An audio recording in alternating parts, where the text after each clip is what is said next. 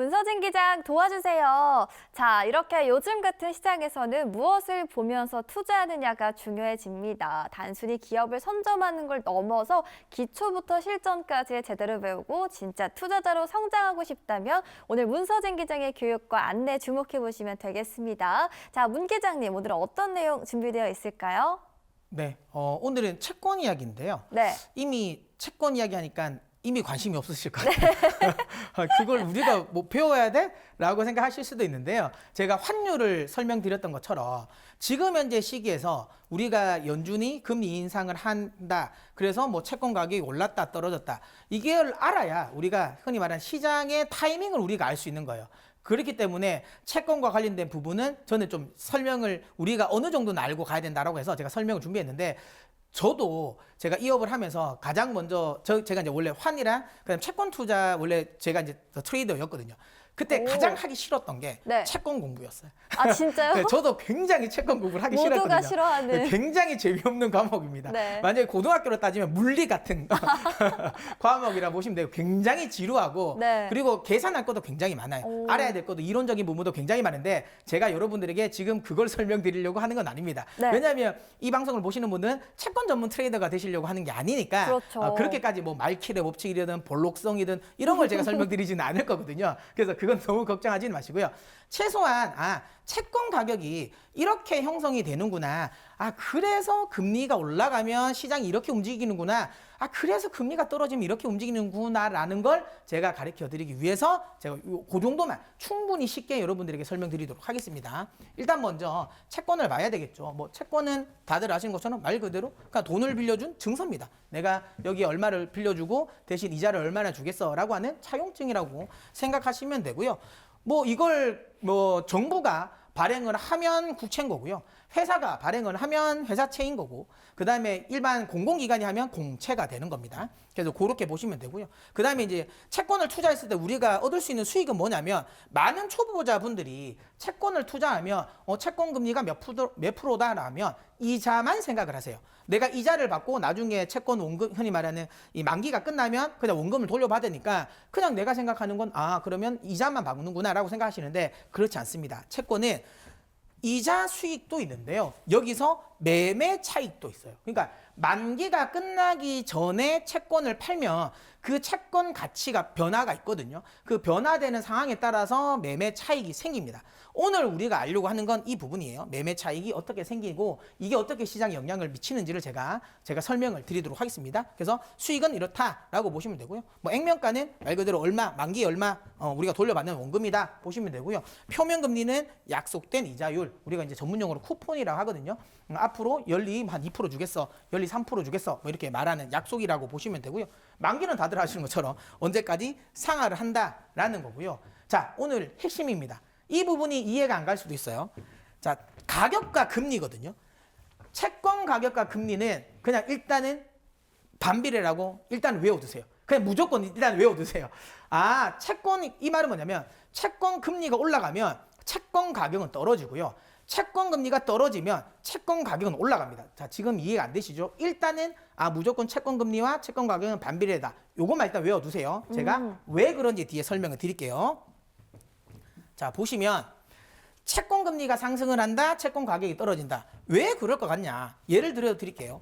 지금 채권 금리가 원래 나는 그러니까 만기는 그냥 동일하다고 이야기 드릴게요. 동일한 예를 들어 3년물 만기다. 3년 후에 만기가 되는데 내가 지금 가지고 있는 건 1년에 3%를 받는 채권이에요.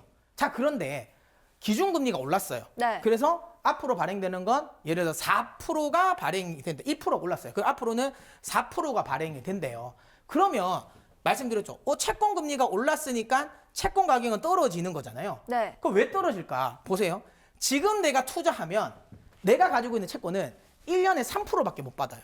근데 앞으로 발행되는 채권은 1년에 4%를 받아요. 네. 그러면 내가 가지고 있는 채권은 가격이 떨어지겠죠. 네. 맞잖아요. 왜냐하면 나는 네. 1년에 3%밖에 못 받아요. 네. 근데 내가 새로 발행되는 걸 만약에 사면 네. 4%를 받을 수 있잖아요. 네네. 1%를 더 받을 수 있잖아요. 오. 그러면 채권 금리가 올라가면 채권 가격은 떨어지는 떨어지구나. 거예요. 자, 그러면 반대겠죠. 그러면 내가 지금 3%를 받고 있어요. 근데 기준금리를 중앙은행이 기준금리 1%로 내렸어요. 그래서 내년부터 발행되는 건 2%가 되는 거예요. 1년에 2%를 받을 수 있는 거예요. 그러면 채권 가격은 어떻게 되겠어요? 올라가겠죠. 금리가 내리면 채권 가격은 올라간다. 당연하죠.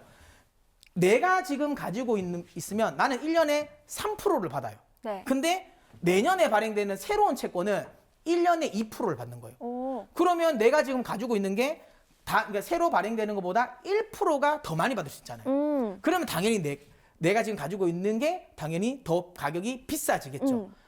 이해되시죠? 그냥 단순히 채권 금리가 올라가면 채권 가격은 떨어지고 채권 금리가 떨어지면 채권 금리가 가격이 올라간다라는 거 네. 이해가 되시나요, 우리? 네, 그러니까 반대로 가는 거잖아요. 맞아요. 채권 금리가 올라가면 네. 채권 가격은 내려가고. 맞아요. 맞죠? 그럼 네. 반대가 되는 거죠. 맞아요. 네. 자, 이거를 왜 주식시장에 우리가 영향을 미쳐야, 우리가 왜 이 주식시장에서 이 채권 금리가 왜 이렇게 되냐, 우리가 알아야 되냐면 연준이 그러면 우리가 투자를 할 때 여러분 생각해 보세요.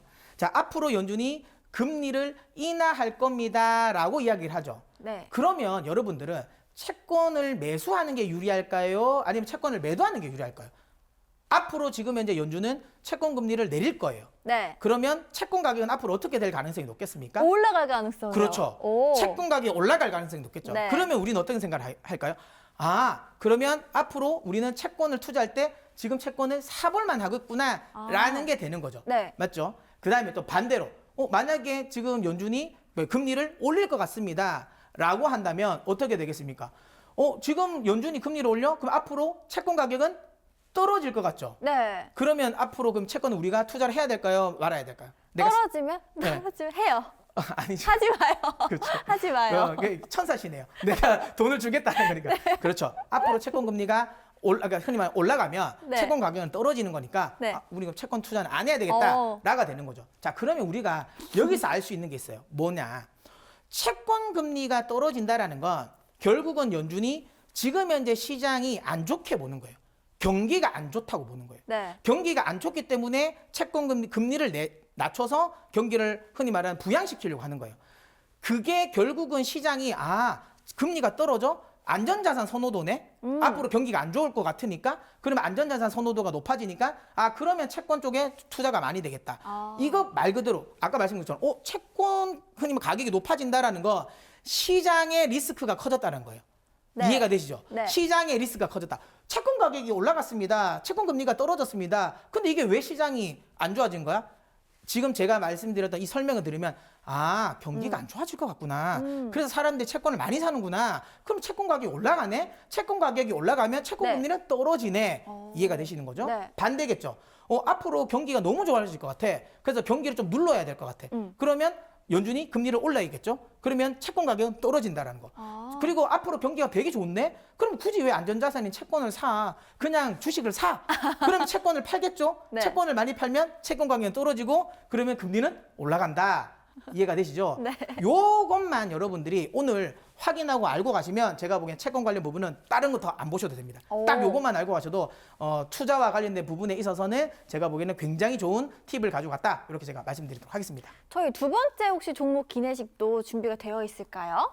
두 번째 아까도 말씀드렸던 종목입니다. 네. 제가 말씀드려서 네. 요거 이제 소통방을 통해서 제가 조금 더 자세하게 또 설명을 드려보도록 하겠습니다. 네, 첫 번째 비행 경로를 통해서 시장의 큰 방향을 잡아봤습니다. 오늘 도정은 매수의 기회일지, 그러면 또 어떤 기업과 함께해야 할지 고민되시는 분들 분명 많으실 텐데요. 그래서 저희 문서진 기장이 직접 주식 시장을 직접 오래 지켜본 주식 장인의 안목으로 여러분들께 종목 기내식을 준비했습니다.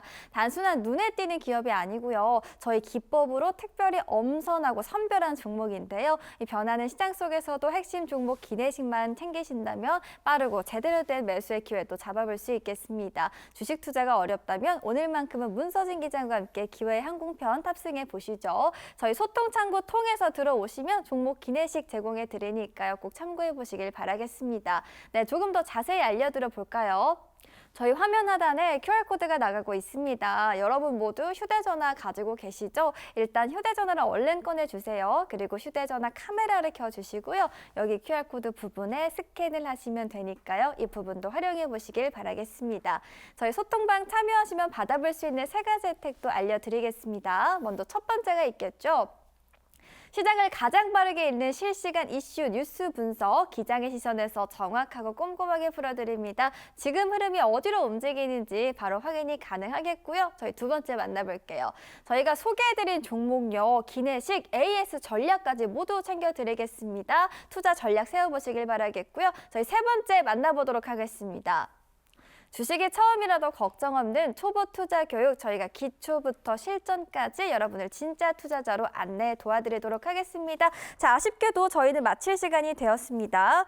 자, 여러분 오늘 어떠셨을까요? 오마이 주식과 함께라면 여행도 걱정 없죠. 저희는 여기서 마무리 지어보도록 하겠습니다. 본 방송에서 제공하는 모든 정보는 투자 판단에 대한 조언일 뿐 해당 종목 가치의 상승 또는 하락을 보장하지 않습니다. 또한 모든 투자의 최종 판단은 투자자의 몫인만큼 그 결과는 투자자 본인에게 귀속된다는 점 잊지 마시길 바라겠습니다. 오늘도 생방송 알차게 한번 준비해봤고요. 저희 오마이 주식은 매일 오후 1시 40분 그리고 매일 밤 12시에도 재방송으로 투어 가능하니까요. 시간 기억해 주시고요.